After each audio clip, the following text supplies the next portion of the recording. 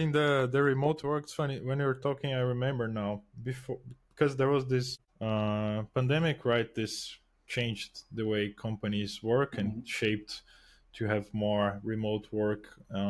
Major companies. I think it was 2015. My company in Brazil, we started doing remote work, hiring people all over Brazil. This started because we are always very present in meetups, conferences, mainly around Ruby on Rails. And one time we went to the northeast of Brazil, and then I spoke there in a conference called Tropical Ruby. And there we met amazing developers that I really felt we are missing out to not hire people from different states and work remotely for us. So actually, we hired two developers that we met in this conference, and this shaped our company to be more remote, and we started hiring all over Brazil. So yeah, we did that, and I remember by the time a lot of companies were asking us for advice, how to do it, how do you know people are really working, this kind of things, and in the end, it's all about yeah, it's a different mindset you need to have, right? So in the end was hire people you trust, and yeah, I've enabled us to move faster, I would say, and have a more diverse team in terms of software developers that were not living nearby our in Sao Paulo, which was the place we had the company. Because how it is in Brazil these days is remote work is something that is working, or how Yes, is that currently? yeah, there is this movement of a lot of Brazilian developers working for companies, European companies, because money, likewise, it's much better compensated. So actually, there is this difficult of Brazilian companies hiring because there is this competition, which is not that fair money wise. But there are a lot of developers I know from my network that works for external companies. It's a kind of trend. Because I can see currently these days, that when you're talking about developers, it's different for other kind of work like a cloud architect in mind, anything like that. But okay, when you're talking about developers, there are many places, many countries, like for example Spain, but not in Madrid, in other little cities like Salamanca or Valencia, or you go to places like other countries like Romania or Poland, that they have something like a factories of developers, and they have but everyone is on site, and they have these maybe 1,000 people working in the same building, all of them doing working like in a factory way. I can see that because day by day I can see that there are less and less people working as remote. It was a trend. Everyone moved to be remote, and day by day I can see how it's going back. It's like this power of okay, you can work from home is disappearing. So I don't know how it's in Brazil these days. I don't know how it's working there, because here is what I can see in Germany, what I can see in Spain, what I can see in other countries is that the number of positions that are remote day by day are less and less. And this is kind of interesting.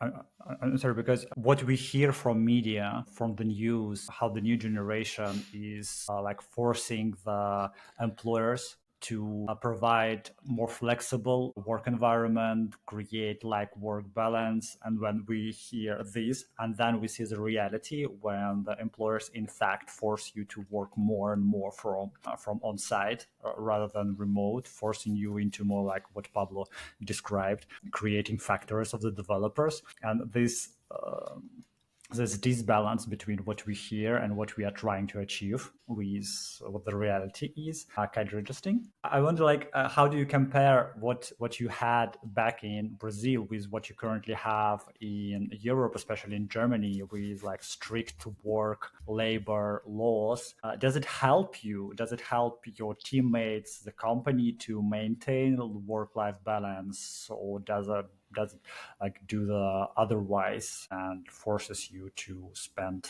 more time doing? That's interesting. I mean, to be honest, I don't see that much of a difference because at least my last experience in Brazil was in my company, and I had the possibility to shape how it works. But my mindset around there for the teams that I built, life quality first. Like, so if there was someone willing to work longer to finish something, like work long hours, actually, I would give feedback that this is not what the company wants. So it was actually a critical feedback, like don't do this, like go home, finish your things, do live your life and then come back tomorrow like with fresh mind. And in my experience, every time if I'm tired working long hours and I'm struggling to solve a problem, like, I don't know, 2-3 hours, come next day in like 5 minutes, it's solved. So I think it's even more efficient. So that's also what I see here in Germany. Like, people are very strict on work hours. It's very hard to reach people after 5 p.m., for example.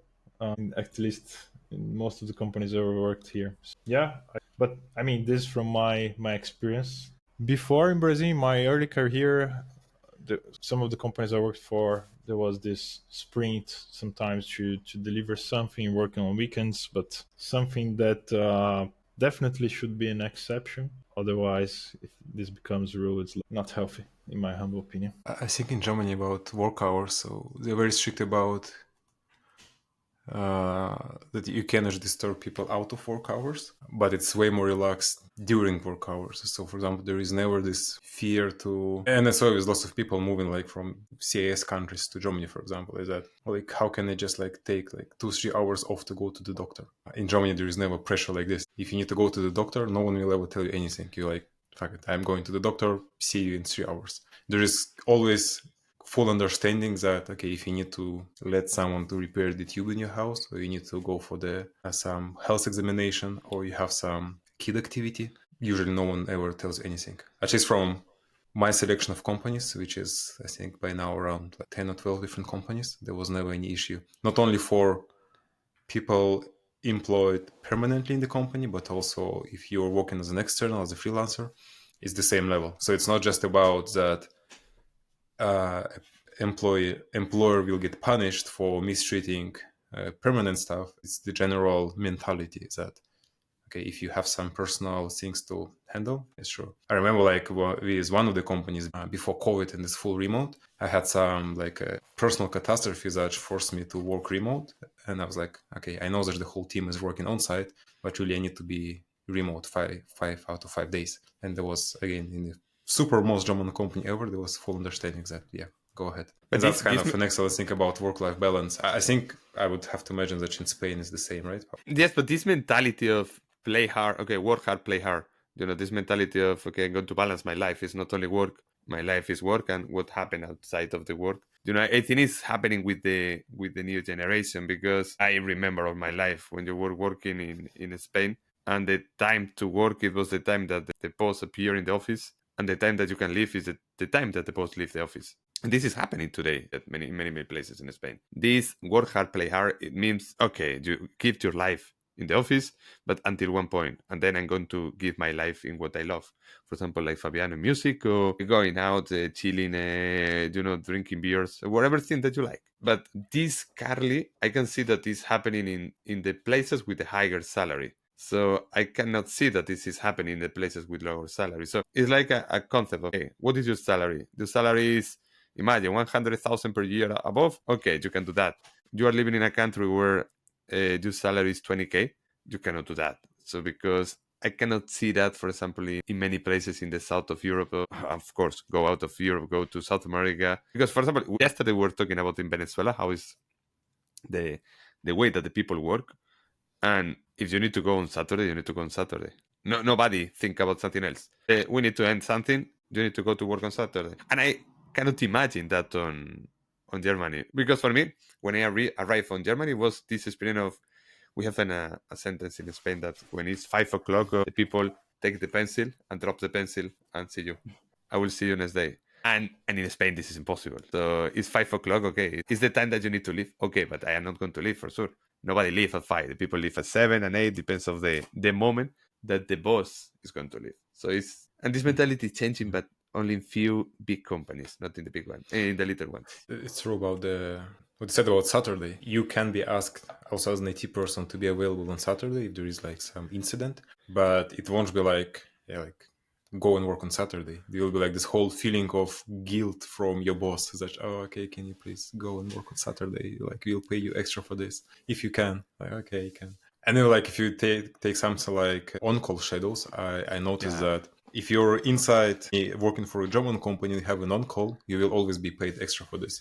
There is no way that you'll be on-call and just like unpaid. But if you're, for example, in Germany working for an American company with the office in Germany, it's quite possible that you will get like on call for free, or your boss will get on call for free. Like, yeah, you need to be available 24/7 for 1 week, and you'll get a thank you for this.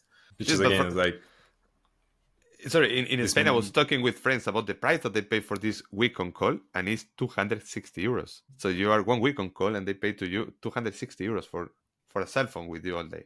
No, it's like zero. It's crazy. yeah, okay. Well, depends on the income, right? Because if you get 4 weeks of on call for like, you get 1K more salary for being on call. And if your system is stable enough, then yes, you have to have a phone with you. But in the end, you just need to be online. It feels like we are discussing the first world problems. And, But yes, that's true, because imagine if I go to work tomorrow to US or even to UK with my adjusted mentality of how I should be treated as a princess by my boss. 5 p.m. I'm leaving. If I need to be out for hours, I'll be fired like tomorrow, probably.